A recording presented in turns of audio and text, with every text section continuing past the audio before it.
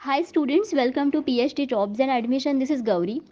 So in today's session मैं आप सभी के साथ CSJMU PhD Entrance Test Research Methodology MCQs discuss करने वाली हूँ एंड इन टुडेज सेशन हम देखेंगे कि एग्जैक्टली सैम्पलिंग होता क्या है. सो बेसिकली हम लोग देखेंगे कि सैम्पलिंग के कैरेक्टरिस्टिक्स क्या होते हैं. ओके एंड हम लोग सैम्पलिंग क्यों करते हैं, उसके एडवांटेजेस क्या है. सो ये सारे डिटेल्स हम लोग देखेंगे but by using MCQs and that's why ये वीडियो आपको एंड तक देखना है ताकि आपके सारे कॉन्सेप्ट्स क्लियर हो जाए. Students let us start with this session now. So students, आप सभी को पता है कि CSJMU एंट्रेंस टेस्ट ये 38 जुलाई को है एंड दैट्स वाई आप सभी के पास बहुत कम टाइम है, जिस कम टाइम में आप सभी को पेपर 1 एंड पेपर 2 दोनों के लिए भी स्टडी करना है. सो पेपर 1 ये प्योरली रिसर्च मेथोडोलॉजी के लिए होता है एंड पेपर 2 ये कंसर्न सब्जेक्ट के लिए होता है एंड आप सभी को दोनों ही पेपर्स में अच्छे मार्क्स क्वालिफाई करने हैं, स्कोर करने हैं, तब भी आप एंट्रेंस टेस्ट को क्वालिफाई कर सकते हो. सो पेपर 1 को क्वालिफाई करने के लिए हम सभी आपको कंप्लीट कोर्स प्रोवाइड करते हैं जिसका नाम है रिसर्च मेथोडोलॉजी कंप्लीट कोर्स, जिस कोर्स की मदद से आप guaranteed CSJMU PhD entrance test को क्वालिफाई कर सकते हो. सो इस कोर्स में हम सभी आपको full syllabus video lectures provide करते हैं जिसमें थियरीज एंड MCQs दोनों भी अवेलेबल है. हम सभी आपको full syllabus notes and mock test provide करते हैं. सो बेसिकली हमारे पास ऐसे 10 मॉक टेस्ट अवेलेबल है and each mock test contains 40 MCQs and that's why overall आपके इसमें 400 MCQs कवर हो जाते हैं. हम सभी आपको 1500 से भी ज़्यादा MCQs का रिवीजन PDF प्रोवाइड करते हैं, जिस PDF की मदद से आप सारे टॉपिक्स एक ही PDF में रिवाइज कर सकते हो एंड दैट्स वाई गारंटीड आपको 80% MCQs इसी PDF में से मिलते हैं out of 100% MCQs in the research methodology section of PhD entrance test. और ये जो सारा स्टडी मटेरियल है ये भी आपको हिंदी एंड इंग्लिश ये दोनों ही लैंग्वेजेस में मिलता है. सो स्टूडेंट्स, अगर आप कंप्लीट कोर्स को परचेस करना चाहते हो देन इधर आप ग्लोबल ऑनलाइन ऐप डाउनलोड कीजिए फ्रॉम द प्ले स्टोर, जिसके लिए मैंने लिंक इस वीडियो के डिस्क्रिप्शन बॉक्स में आप सभी के साथ शेयर की है, या फिर आप स्क्रीन पर दिखाई गए नंबर्स पर व्हाट्सएप थ्रू मुझे कॉन्टैक्ट करके इंक्वायरी कर सकते हो. एंड कोर्स की फीस भी बहुत कम है which is only 699 rupees and income fees में हम सभी आपको गारंटीड सिलेक्शन करवा देते हैं कि गारंटीड आप एंट्रेंस टेस्ट को क्वालिफाई करके PhD के लिए एडमिशन्स ले लेते हो. सो स्टूडेंट्स, अगर आपको डेमो वीडियो लेक्चर्स देखने हैं, अगर आपको डेमो मॉक टेस्ट देने हैं देन वो भी आप कर सकते हो on the global online app and that too free of cost. Okay, for the study of any population sampling is conducted because it is dash. Okay, so अगर आपको किसी भी पॉपुलेशन को स्टडी करना है देन उसके लिए आप सैम्पलिंग को कंडक्ट करते हो बिकॉज मतलब उसके पीछे का रीज़न क्या है, whether it is expensive, whether it is difficult और whether it is time efficient और whether it is biased. So students, अगर कोई भी टेक्निक एक्सपेंसिव है then why any researcher would use it, मतलब कोई भी रिसर्चर उसको क्यों इस्तेमाल करेगा, राइट. दैट्स वाई ये ऑप्शन एलिमिनेट हो गया. अगर कोई भी टेक्निक डिफ़िकल्ट है देन ऑब्वियसली कोई भी रिसर्चर उसको नहीं करेगा. So researcher will follow only the easy technique, right. So ये ऑप्शन एलिमिनेट हो गया. अगर कोई भी रिसर्च बायस्ड है, कोई भी टेक्निक रिसर्च में बायस्ड है देन ऑब्वियसली रिसर्चर उसको नहीं करेगा बिकॉज रिसर्च मेथोडोलॉजी में एथिक्स बहुत ही इंपॉर्टेंट फंक्शन प्ले करता है. दैट्स वाई ये भी ऑप्शन एलिमिनेट हो गया. So your correct answer should B time efficient because sampling ये टेक्निक बहुत ही टाइम एफिशिएंट है. बिकॉज अगर किसी भी टारगेट पॉपुलेशन को हम लोग स्टडी करना चाहते हैं देन टारगेट पॉपुलेशन बहुत बड़ा होता है एंड दैट्स वाई उसको स्टडी करने के लिए भी बहुत टाइम लगता है. दैट्स वाई हम लोग क्या करते हैं, हम लोग कई सैंपल्स को टारगेट पॉपुलेशन में से सिलेक्ट करते हैं जो कि पूरे पॉपुलेशन के रिप्रेजेंटेटिव हो एंड उनको सिलेक्ट करने से आप उनको स्टडी करते हो एंड उसकी वजह से आपका कॉस्ट भी बहुत बचता है एज वेल आपका टाइम भी बहुत बचता है. That's why sampling is conducted because it is time efficient. What is a sample called if it represents one or few characteristics of the population more than the others? So इनमें से कौन सा sample ऐसा है और इनमें से किस सैंपल को हम लोग क्या बुलाते हैं जब वो एक से भी ज़्यादा पॉपुलेशन के कैरेक्टरिस्टिक्स को रिप्रेजेंट करता है. So whether it is good sample, whether it is bad sample, whether it is biased sample और whether it is ineffective sample, अगर कोई भी सैंपल एक से भी ज़्यादा पॉपुलेशन के कैरेक्टरिस्टिक्स को रिप्रेजेंट करता है देन उसे बायस्ड सैंपल कहा जाता है बिकॉज एक ही एक ही टारगेट पॉपुलेशन का एक ही कैरेक्टरिस्टिक रिप्रेजेंटेटिव होता है। मतलब अगर आपने किसी भी एक ही टारगेट पॉपुलेशन में से सैंपल को सिलेक्ट किया है एंड देन उस सैंपल में वो सारे रिप्रेजेंटेटिव्स कैरेक्टरिस्टिक्स होने चाहिए जो टारगेट पॉपुलेशन में है। एंड दैट्स अगर वो सैंपल एक से भी ज़्यादा पॉपुलेशन के कैरेक्टरिस्टिक्स को रिप्रेजेंट करता है देन इसका मतलब ये है कि रिसर्चर ने जानबूझ के उसी सैंपल को सिलेक्ट किया है जिसके पास वो सारे कैरेक्टरिस्टिक्स है। ओके, जो कैरेक्टरिस्टिक्स पॉपुलेशन के बाहर के जो भी जितने भी सारे कम्युनिटीज़ है उसमें वो कैरेक्टरिस्टिक्स है। Okay, that's why this is called as the biased sample. And biased sample का मतलब होता है कि जिस सैंपल को आप जानबूझ के सिलेक्ट करते हो। ओके, मतलब आपने बायस्ड तरीके से उनको सिलेक्ट किया है, मतलब फेयरली नहीं किया है। Okay, that's why your correct answer over here should B 3. What are the various classifications of sampling? Now sampling technique के various classifications कौन से है? Whether it is random and purposive, then stratified and cluster, probability and non-probability, then multi-stage and sequential. So students, sampling के दो ही classifications होते हैं जिसमें से पहला है probability sampling and दूसरा है non-probability sampling. And that's why your correct answer should be 3. Because probability sampling में आप सैम्पल्स रैंडमली चूज करते हो from the target population and non probability sampling में आप सैम्पल्स जानबूझ के सिलेक्ट करते हो बिकॉज उनमें वो सारे कैरेक्टरिस्टिक्स होते हैं जो आपको चाहिए। दैट्स वाई यहाँ पे नॉन रैंडम सिलेक्शन होता है। ओके, एंड यहाँ पे जितने भी सारे बाकी के ऑप्शंस है जैसे कि random, purposive, stratified, cluster, multi stage and sequential, so ये सारे basically probability and non probability sampling के टाइप्स है। मतलब इनमें से कुछ प्रोबेबिलिटी सैम्पलिंग के टाइप्स है एंड कुछ नॉन प्रोबेबिलिटी सैम्पलिंग के टाइप्स है। सो इनमें से कोई भी क्लासिफिकेशन नहीं है सैम्पलिंग का। Okay, all of you getting? And that's why sampling में दो ही क्लासिफिकेशंस होते हैं, probability and non probability. Why are sampling triads important in sampling? Now sampling technique में सैम्पलिंग ट्रायड्स इंपॉर्टेंट क्यों होते हैं? ट्रायड्स का मतलब होता है characteristics. Okay, so sampling characteristics का मतलब है कि सैंपल्स के कैरेक्टरिस्टिक्स। सो ये इंपॉर्टेंट क्यों है सैम्पलिंग में? So they help us in deciding the sample size, या फिर they help us to differentiate between useless units and useful units, या फिर they form the basis of the research questions, या फिर they are the deciding factor in the inclusion of a unit in the sample. So students, हम लोग sampling के characteristics को इतना importance देते हैं, उसके पीछे का रीज़न यही है कि उन्हीं कैरेक्टरिस्टिक्स की वजह से आप उनको एज अ सैम्पल ओके करके उनको सिलेक्ट करते हो फॉर योर स्टडी।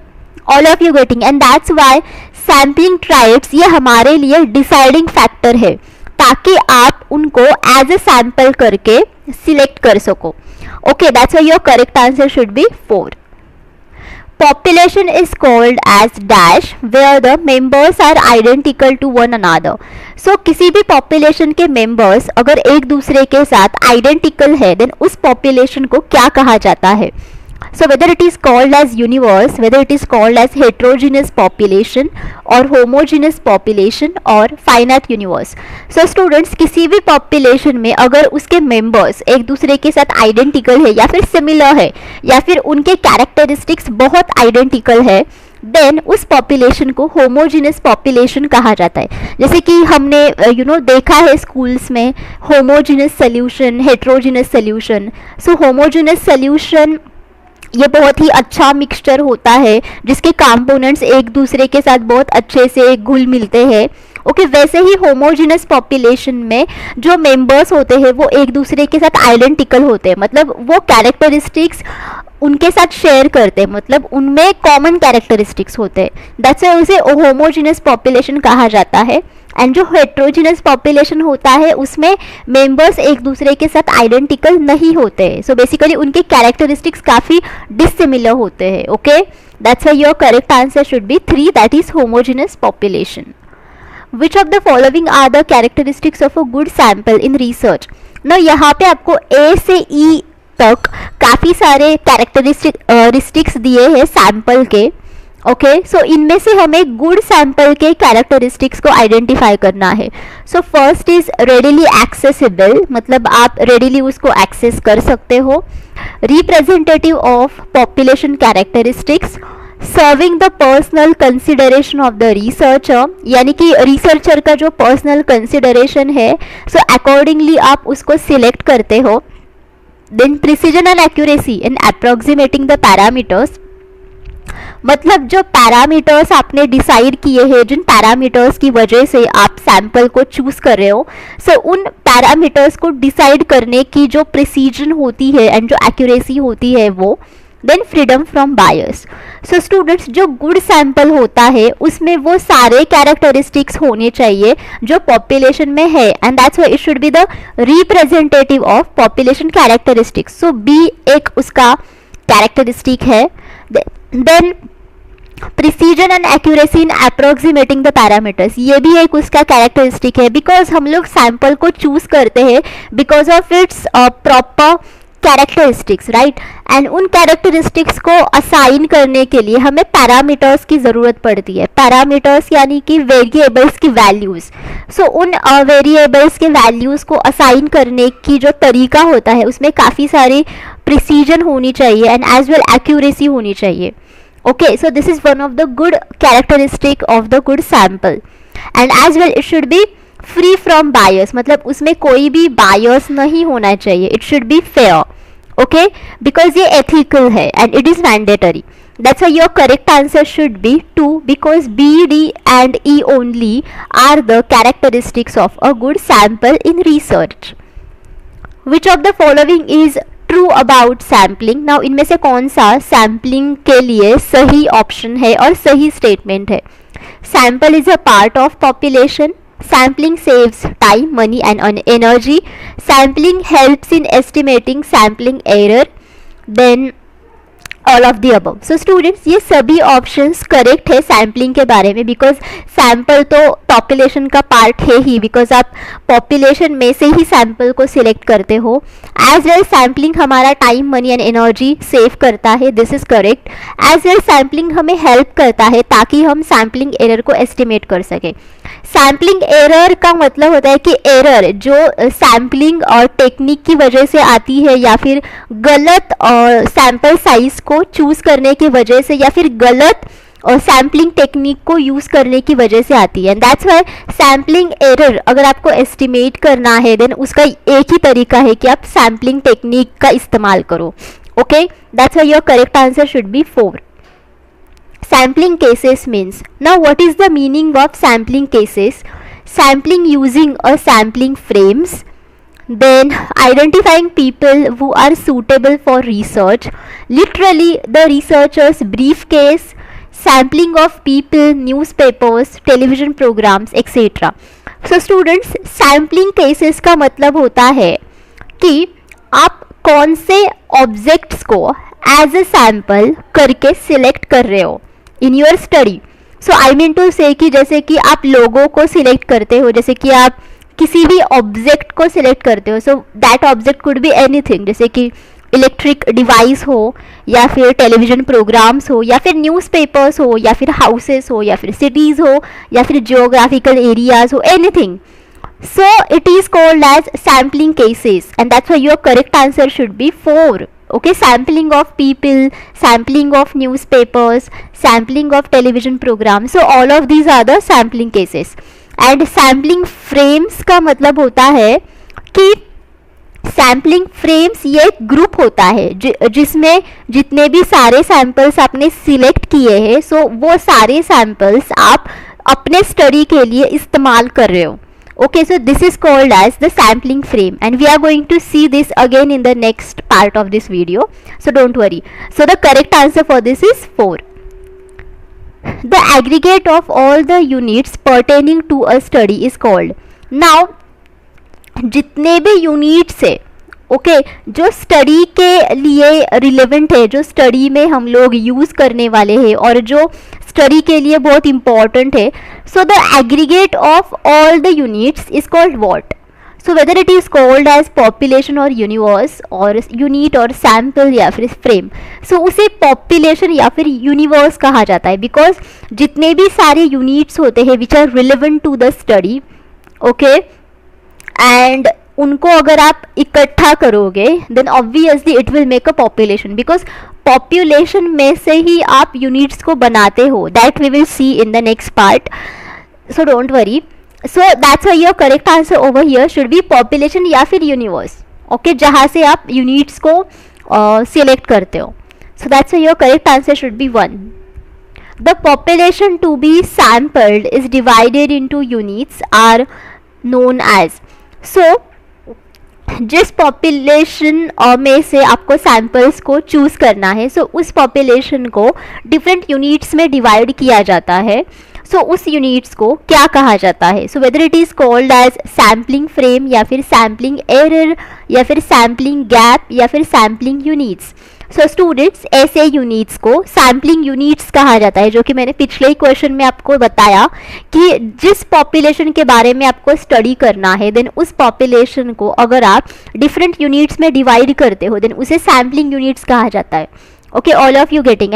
एंड उन्हीं यूनिट्स को अगर आप एग्रीगेट करोगे then obviously it will make the population again.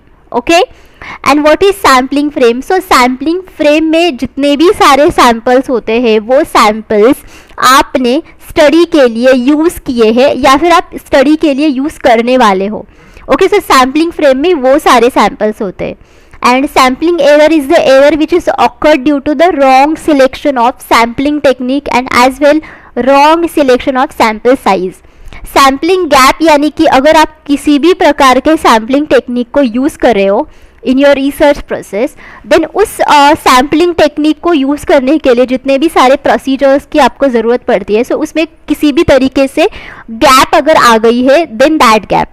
All of you getting? And that's why sampling units and sampling frame में बहुत ज़्यादा डिफरेंस है बिकॉज सैम्पलिंग यूनिट्स में ऐसे भी सैम्पल्स होते हैं कि जो आप स्टडी में यूज़ नहीं करने वाले हो, बट सैम्पलिंग फ्रेम में वही सैम्पल्स होते हैं जिनको आप स्टडी में यूज़ करने वाले हो. Okay, that's why your correct answer should B 4. इसी के साथ हम सभी आपको CSJMU एंट्रेंस टेस्ट पेपर 2 का स्टडी मटेरियल प्रोवाइड करते हैं, जिस स्टडी मटेरियल में हम सभी आपको full syllabus notes and MCQs provide करते हैं. सो बेसिकली MCQs सेक्शन में expected MCQs and PYQs provide किए जाते हैं जिसकी मदद से आप गारंटीड पेपर 2 को क्वालिफाई कर सकते हो. सो यहाँ पे स्क्रीन पर दिखाई गए नंबर्स पर आप कांटेक्ट करके मुझे व्हाट्सएप थ्रू इंक्वायरी कर सकते हो for paper 1 and paper 2 courses. And paper 2 study material की फ़ीस है ओनली 999 रुपीज़.